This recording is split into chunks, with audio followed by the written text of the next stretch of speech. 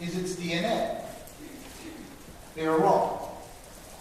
A DNA is nothing more than a depository. It's a library. It's a go-to place where genes can be found.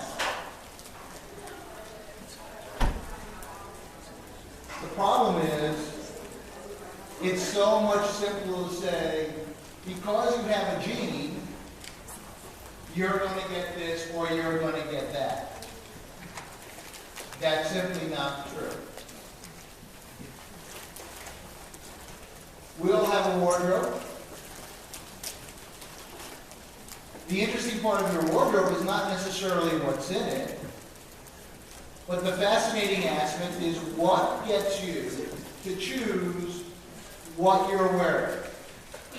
What is it that got me to choose this suit, tie, and shirt combination today versus a different one? And these are the things that cause genes. You can have a gene, but it doesn't have to be worn.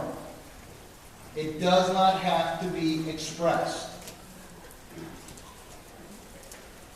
If everyone who had a gene was doomed, then they would be doomed from the moment of birth. And it isn't. Many of my patients have lived decades, basically disease-free, only to confront themselves with cancer later on. And then some rocket scientist with a white coat and a stethoscope says, oh, because you've got this gene, you got the cancer. But thank you for playing. But he's smart because he's a doctor. All right, so cause and effect. Just because you happen to have a gene, and just because that gene may be expressed, doesn't mean that it's going to have an effect. If you've ever played dominoes, you'll find out that you put all the pieces on a table, and then when you push it in the center, somehow these dominoes magically move on the side, but you never put them on the side because they all interact. So gene interaction is a variable that the media doesn't think you need to be worried about or brought to pure consciousness, because it would murky up the process of indoctrination. We all get indoctrinated. So if they make the gene system very convoluted, then you're going to ask questions, and if you ask questions, then the odds will be exposed, and you too will have knowledge. And it's all about having answers that are simple, that are kind of plausible, but more importantly, when you ask too many questions, it's about, hey, listen, you're not that smart. Don't ask too many questions. So recently, there's an actress by the name of Angelina Jolie who decided that she was going to tell the world that she was the proud owner of the BRCA gene. And so she happened to donate not one but both breasts to the pathology department. Okay? And she was told by these great doctors that because she's had a mastectomy, that she is now safe from breast cancer. Wow.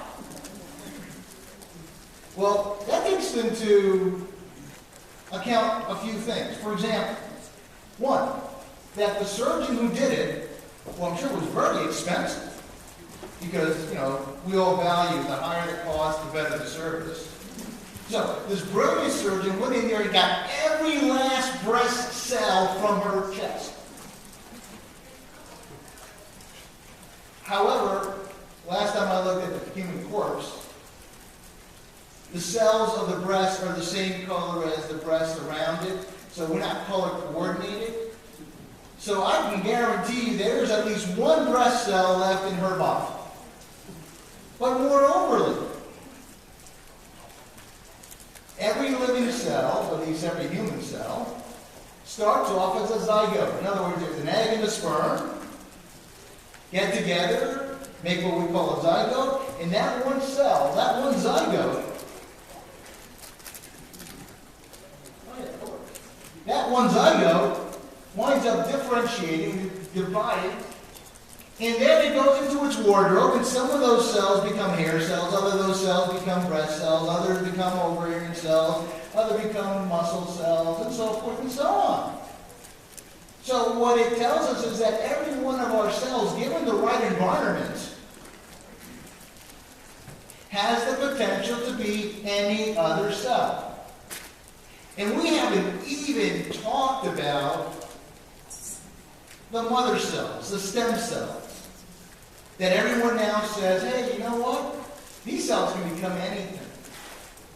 So when you start talking genetics, you better start thinking about what it's going to do. In other words, what is the prompt that's going to cause that gene to function? Because I can guarantee you that every woman who will be diagnosed with the BRCA gene was born with the BRCA gene, but for some reason, it's taken a certain amount of time before that gene expresses itself. And that lag time between conception, or if you will, birth, and the expression of the so-called BRCA gene, that's what we need to look at if we're going to stay healthy. It's the environment that causes that gene's expression and the interaction of not only that BRCA gene, but other genes that we have, in my opinion, very little clue about, that help that BRCA gene express itself in what we call breast cancer. So, somewhere in my readings, somebody said, hey, there's 25,000 human genes. And there's a hell of a lot more than that, but we won't go there. So, remember the domino game? You know, all the pieces interact, you have to move them around, they all interact. So, 25,000 genes. Someone's got a calculator, but just keep it in your wallet or keep it in your pants. The possibilities, in theory, are 25,000 factorial, which means 25,000 times 24,999 times da-da-da-da-da, all the way to 1. That's the number of possibilities. That excludes, by the way, another creature biting you and introducing a different virus into you. Now, I'm not very bright, but the mathematics, I mean, we need a little computer for this thing, or a big computer. Because when you think about all the stuff you've eaten, all the stuff you've drank, all the things you've breathed into your system, how many mosquitoes have bitten you, where the mosquito was at, when you start adding all those things together, now you've got a different perspective on genetics.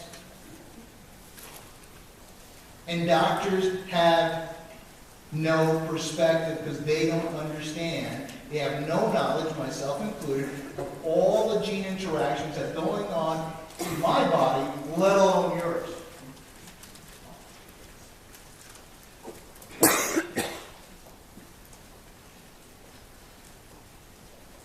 Our environment interacts with our genetics. What you think will happen facilitates it happening. I mean, one of the things I no longer think about is if I'm going to find a cop on the way to Miami. When I thought about it, I usually did. Now I think about how great it's going to be to get there in less than 3 hours. And the cops never show up. It's remarkable. All right. So, when you're doing the math with the 25,000 factorial, don't forget to do the math about the number of genes that the mosquitoes that have never bitten you have to do with, how many flies you've swatted, how many other things, how many other things interacted with that mosquito that bit you, and so forth and so on. So the math becomes very, very exponential, and the probabilities become smaller and smaller. And if you take nothing out of this, realize that doctors don't know squat about genetics. All right, food safety. World Health Organization. I'll try that again. The World Health Organization. I do much better at medicine. Everyone's heard of them. They're experts. Just listen to them. They say they're experts, so they must be experts because they say so. Their standards for declaring a food group safe is 90 days.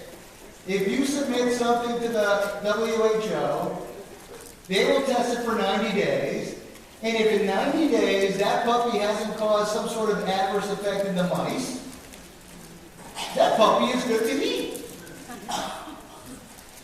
There's a moral problem. What if you want to live more than 90 days? I mean, I do. And by the way, genetically speaking, you can get a whole boatload of mice to replicate just about every symptom you want in a humanoid. You can get them with hair, without hair, partial hair. Okay? You can get them with diabetes, no diabetes. You can get them with melatonin, you can get them without melatonin. I mean, you can get all sorts of rights. So we can mimic a lot of the conditions that you see in man. So continuing with food, we're not talking about GM food for genetically modified, not made by General Motors, okay, or General Mills, but genetically modified. Because this is big business. So, why do people get up in arms about genetically modified food? It's food. I mean, corn is corn is corn. I mean, it grows out of the ground. It's got a stalk. It looks like the other thing. You throw it on the ground, it stays on the ground. It doesn't bark. So, I mean, why is everyone making this big to-do about genetically modified anything? I mean, it's our planet. We know what to do. I mean, after all, corporations care all about you, don't they? Yeah, only if you're a stockholder. So the logical concern about genetically modified plants is that they can actually affect non-genetically modified plants. Whoa! When I found that out, I was very, very perturbed. I mean, this thing can kind of slide over, bring you into its little realm. It's like a little spider. These plants can tolerate being drenched in herbicides. I mean, you can actually go out there and douse them in herbicides, and the plant kind of looks the same. That corn's not going to go, which is really scary. Because one of the things that herbicides do is they're not good for humans. They're not good for you and me. I mean, when people come over to my house, I don't say, hey, let's go to my wine cellar. I've got this 1988 herbicide that I've been sort of mellowing out over the years. Okay? And I don't really want to have it tonight with this genetically modified corn. Because it's a great dipping sauce. I mean, it just complements that corn. Okay? So I haven't had that conversation. So, what prompted these companies to make genetic modifications, I mean, if you're cynical like me, you say, hey, they want the profit. But no! They wanted to make sure that the little bugs don't eat the profits, don't eat the crops. And in fact, I remember back in the early 60s when I first immigrated to this country, my parents sent me to the A&P supermarkets in New York to go buy some apples. And the one thing that I was to look for before I bought an apple was to see if there was any wormholes. And I bet you thought Star Trek had the thing on wormholes, didn't you? Yeah, there were wormholes in apples before Star Trek was born. Today, you're not going to find wormholes in apples. So, my motto is, if it's not good enough for a worm, why is it good enough for me?